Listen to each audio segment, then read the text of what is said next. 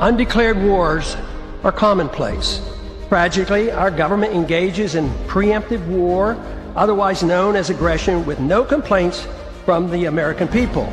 Sadly, we have become accustomed to living with the illegitimate use of force by government. To develop a truly free society, the issue of initiating force must be understood and rejected. What if sometimes, to love your country, you had to alter or abolish the government? What if Jefferson was right? What if that government is best which governs least? What if it is dangerous to be right when the government is wrong? What if it is better to perish fighting for freedom than to live as a slave? What if freedom's greatest hour of danger is now?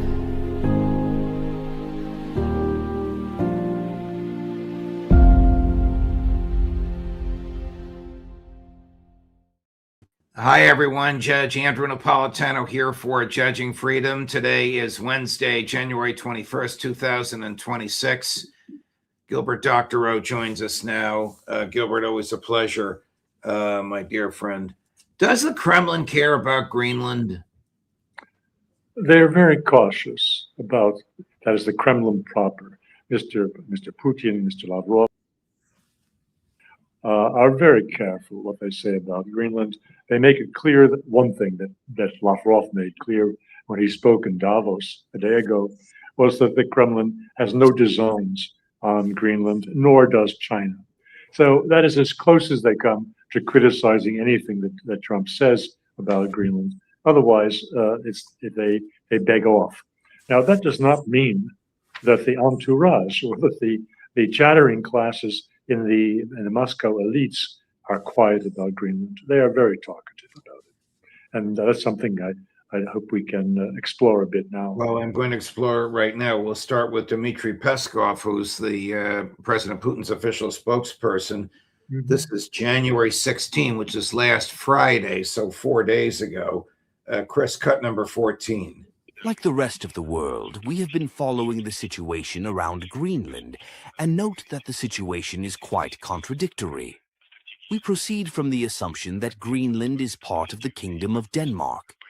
We have heard statements from Denmark and Greenland that Greenland isn't up for sale, and we also heard statements from Washington that it's formulating offers to purchase Greenland in some form. The situation is unusual, I would even say extraordinary from the point of view of international law. But on the other hand, President Trump himself has said that international law isn't a priority substance for him, and so the situation is developing on some other trajectory, and we will be watching, along with the rest of the world, which trajectory. How do you read that? It's very, as Putin himself would say, nuanced. He's careful to uphold international law as a Russian foreign policy objective and commitment. But he's avoiding criticizing Trump as he could or should based on that first statement. So they're holding back. The last thing they want to do is to get Trump riled up or have him think that they oppose what he's doing in Greenland, because finally they don't at all oppose it, but they can't say that. Do you think that they regard Anchorage, it seems like it was years ago, it was only a few months ago, the meeting between Presidents Putin and Trump in Anchorage as either a fraud or a deception or a scheme or a waste of time? I think it's a safe bet that Putin was impressed by Trump's sincerity in wanting to establish or reestablish normal diplomatic and cultural and commercial relations with between the United States and Russia. I think he was deeply impressed that is what the president wants. Of course, the Russians would stand back a bit because they know what dangerous waters Trump is navigating, where he has severe opposition, some of it within his own party, certainly in Congress on the Democratic side. And those enemies that he has within Washington are allied with and scheming behind his back with the European opponents who are making trouble for him in the in the attempted negotiated settlement of the Ukraine-Russia war, which they clearly do not want to end. So the Russians appreciate the situation, which makes it difficult for anyone to be confident that Trump will succeed in reestablishing normal relations. Nonetheless, they give him credit at a personal level for trying to do that. Some of, let me ask you, I'm going to guess that the Russians do, the Kremlin does understand this. Some of Trump's severest opponents are in his own party, like Senator Lindsey Graham, who was brokenhearted that Trump did not bomb Tehran last week. We'll get to Iran in a few minutes. Who doesn't want the war to end, who still believes or says he believes that the Ukrainians can win, who would love nothing more than to drive Vladimir Putin from office. This is the opposite of what you've described the Russians believe Trump wants in his relationships with them.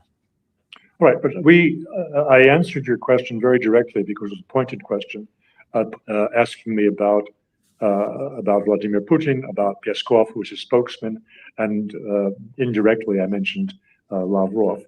However, as I was trying to say, there is large discussion on Russian television in the most responsible talk shows that I look in at, in particular Evening with Vladimir Solovyov, which make it clear that the smart people in Moscow understand perfectly that Mr. Trump is trying to destroy NATO from within.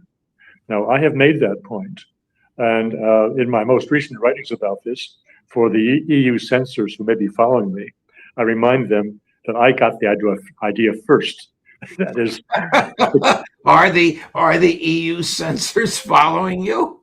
I'm sure they are. I'm sure they're watching everybody. No matter, that's what they're paid to do.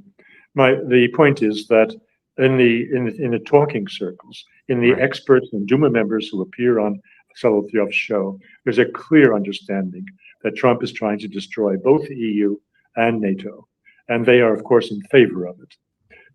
Going back, because I'm preparing my next volume of War Diaries, and I see that from the beginning, from Trump's first days in office in 2025, the Russians were calling him the American Gorbachev, which was not a compliment for the most part, because they had in mind someone who's disruptive, a wrecking ball who wrecks the house that falls on his head. And this is what they thought what Trump might end up doing, which they thought that without a sense of concern, of course, because they had voted, people who said they were in favor of the Democrats in the election were in favor of it because they thought that Biden and his successors would destroy the United States economy and so would impair the United States hegemony. However, looking at the first days of Trump, his hyperactive wrecking ball, they thought, my goodness, this looks like Gorbachev. Now, for the benefit of close to a year, they have become much more comfortable with this wrecking ball. And I think there are some people, not think I know, because I look at what of our conversations on this show are then reproduced, not just in a translation of a video posting, but in texts which take large sections of our conversation and post it and get 30,000 Russians watching it. So I look at what they are finding in our conversations that are useful and enforcing of their own views. And here it is that Trump is, as I've been saying, he has a method to his madness. I know there are some people on your show who think he should be taken away in a straitjacket. I'm not one of them. Right. I firmly believe that behind all of these staged political events, he has definite, firm, and unwavering objectives, and to do in his enemies. And I listened to some commentary on these panels, and someone who is more mainstream, shall we say, says that, oh, how can this be that he's ruining relations with our close allies? And my point is, they're not allies from the standpoint of Donald Trump. They are his enemies, and it's not an arbitrary call. They have been trying to ruin his efforts at peace with Ukraine, and they are from the woke group, the very same Democrats that he sees around him and is trying to unseat in the United States political scene. They're the same people who are sitting in 25 out of the 27 leadership positions in the European member states. So there's logic to it. He's trying to wreck Europe. Right, right. But to reinforce what you just said and focus on it, here's a senior member of the Labour Party in the House of Commons just 2 days ago on the floor of the House of Commons saying things about Trump that you would rarely hear even from the Democrats on the floor of the House of Representatives. Chris, cut number 16. Madam Deputy Speaker, President Trump is acting like an international gangster, threatening to trample over the sovereignty of an ally, threatening the end of NATO altogether, and now threatening to hit our country and 7 European allies with outrageous, damaging tariffs unless he gets his hands on Greenland. The President of the United States is attacking our economy, our livelihoods, and our national security. The only people cheering him on are Vladimir Putin and Xi Jinping. We have to finally be clear-eyed about the sort of man Trump is and treat him accordingly.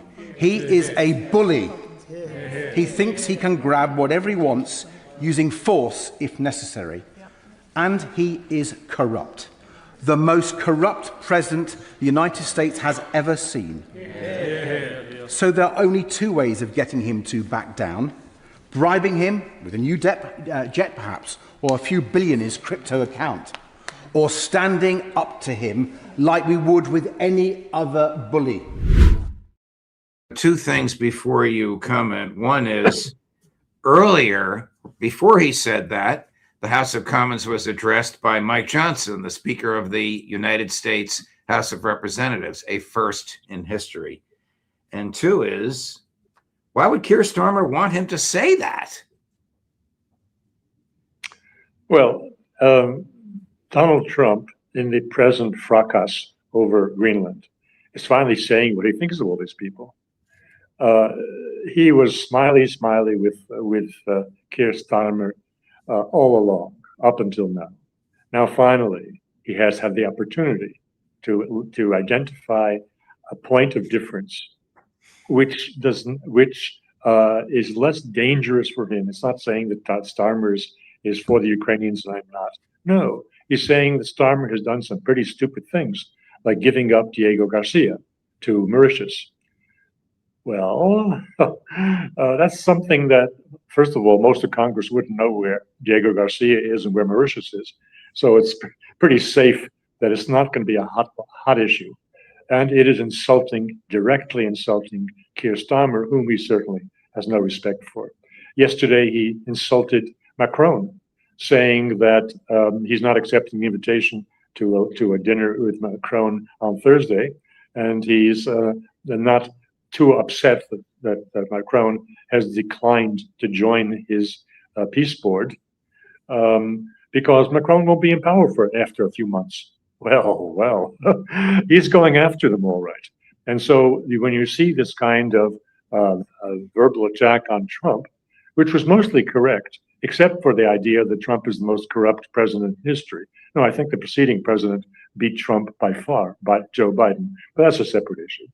That these would become very personal attacks. Well, I think that Trump is very comfortable with that. He has the hide of a rhinoceros, and so all of this, if he survived the defeat of 2020 and the Russia lies about himself, and not to mention the awful things said about him in various files that were used by the Clinton administration, the Clinton electoral group to defame him. If he survived all that, then this doesn't bother him. Did Russian intelligence help defeat MI6, CIA, and Mossad in the streets in Tehran last week? It looks that way. Well, I think we're all hearing the same accounts. That is that as many as 30,000 Starlink receivers who had been distributed by Mossad and MI6 and so forth to what we can call fifth column or traitors in the pay of Mossad in Iran.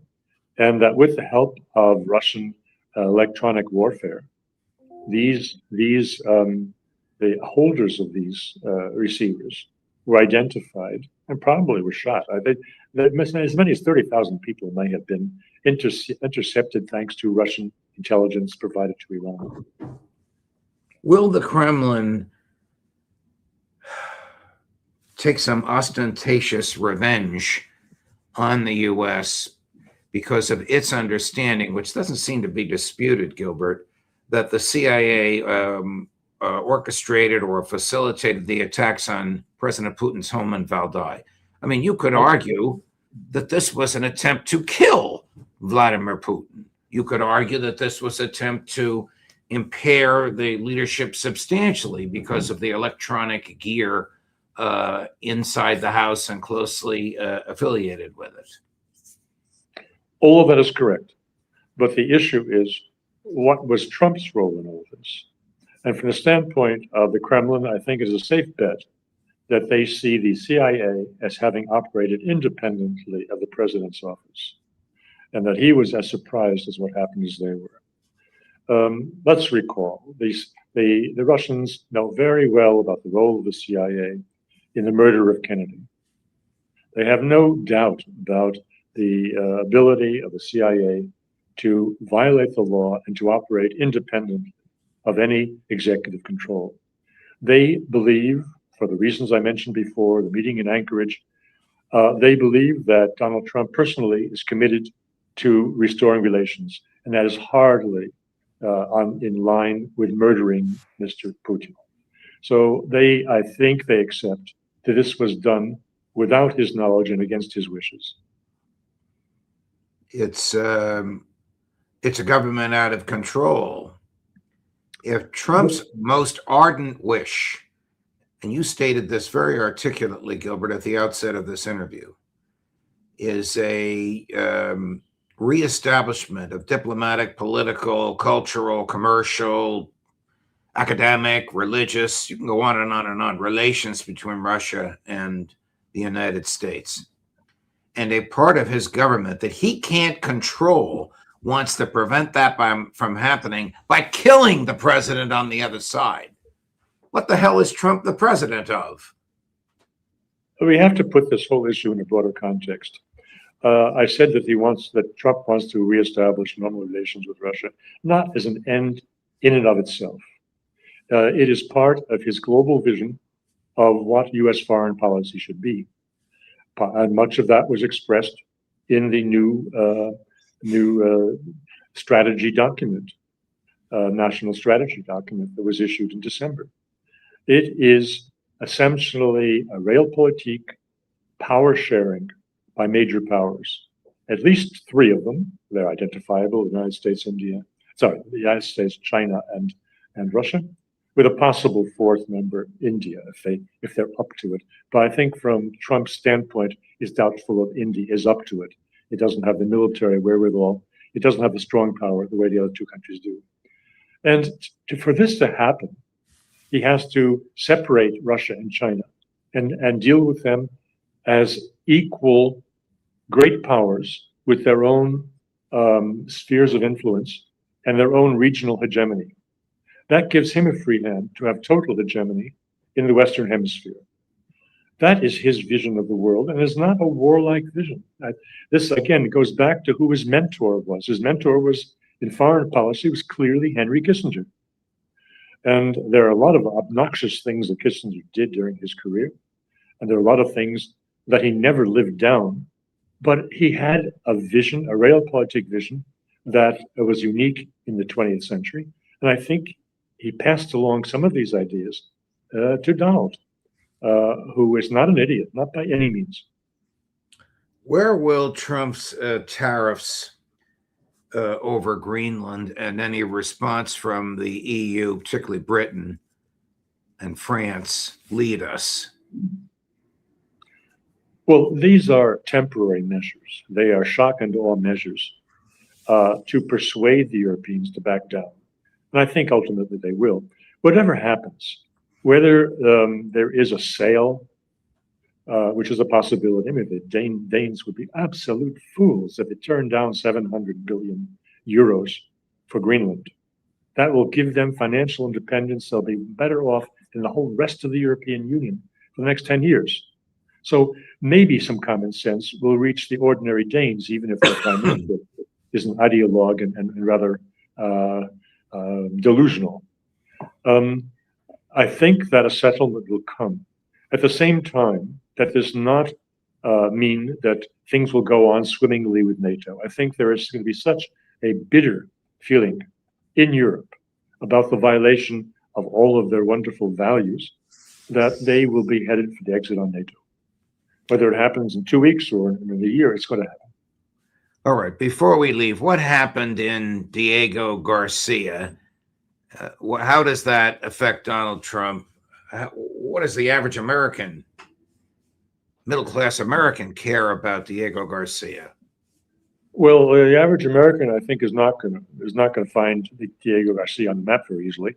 I only am conscious of its importance because I visited Seychelles. We have some friends from Belgium who have, one of them is from Seychelles, and they have a home there. So we visited them 3 years ago, and I heard he was a person in local politics, and so I understood what the issues are there. And Diego Garcia is very prominent in their thinking because of something that happened, which makes the raising of this issue by Trump a two-edged sword. On the one side, he wants to emphasize his point that making an agreement for lease is stupid. Now, he's a guy in real estate. He knows the value of leases. I don't think anyone whispered to him, but I would whisper to him that the Russians had just concluded a 40-year lease on Sevastopol. And then there was the February 2022 coup d'etat, and everyone knew that the first thing that new government would do would be to revoke the lease. So it is with the 99-year lease that that Mauritius is now giving to Great Britain over Diego Garcia. So on one hand, that strengthens his argument about the foolishness of just being a leaseholder, a lessee rather for Greenland. He wants to own it with property rights. There's the real estate developer speaking to you. On the other hand, there's a negative here, a very important one, which the average American should be aware of, and certainly which the average Inuit, who is a Greenlander, should be aware of. Diego Garcia is a hotspot because when the Americans and the British decided to build a military base there, they evicted all of the natives on that island, and they removed them to other islands in different jurisdictions. The islands in that part of the South Indian Sea were alternately owned by the British and French. And I forget which islands these Diego Garcia people were removed to. But if I were in Greenland, I would just take a look at that because... Yeah, well, all right, so bottom line, what's on Diego Garcia now, and who owns it? Do the British run it, or did the British give it away, and that's what Trump is so upset about? That's what he's upset about. They gave it back in an agreement that was reached in May 2025. Curiously, though, Rubio at the time didn't have any negative things to say about it. Now Trump is saying that's a darn stupid thing to have done because there's a massive investment in the base. It is a major point of logistics and of snooping for the United States in the southern reaches of the Indian Ocean, and is a major point of control for East Africa. This question of leases is really pretty tricky. And again, it's his real estate background makes him more sensitive to it than most people would be. As I mentioned, there's the 40-year lease on Sevastopol, which could have been overturned at once. The 99-year lease, of course, it can be overturned if there's a change of government in Mauritius. This area, I have to state, this area is all in contention between the Chinese and the Indians. The Indians would be interested, is very clear. It's their sphere of influence. The Chinese also want to pick for the strategic reasons. The United States, and by the way, on the question of being evicted, the United States had in Seychelles, in the capital city Victoria, on a hill overlooking Victoria, it had a major snooping base, electronic and I think radar station, to control all maritime and air movements in the South Indian Sea. The lease price was raised by the Seychelles government like 10 times, to the point where the United States gave up this important base. And the land on which that American base existed until 20 years ago was bought by the United Arab Emirates, and they have a palatial residence there, which they use, and their emir visits it. And it's also a place for doing very good confidential negotiations and diplomatic work. And Mr. Kostyan, who is the head of the most important National Economic Bank, VTB, now the leading friend of Putin, Mr. Kostyan has a little yacht in Victoria Harbor in Seychelles. So these areas may seem remote from the perspective of New York or Los Angeles, but in Europe and Africa, they're not remote. And in India, it's certainly not remote. Gilbert Doctorow, thank you, my dear friend. Another fascinating conversation. Much appreciated. Thanks for accommodating my schedule. We'll look forward to seeing you next week. Very good. Thank you. Coming up later today at 10 this morning, Professor Jeffrey Sachs. At 11 this morning, Aaron Mate. At 1 this afternoon, Professor Glenn Deason. And maybe at 3 this afternoon, Phil Giraldi. Judge Napolitano for Judging Freedom.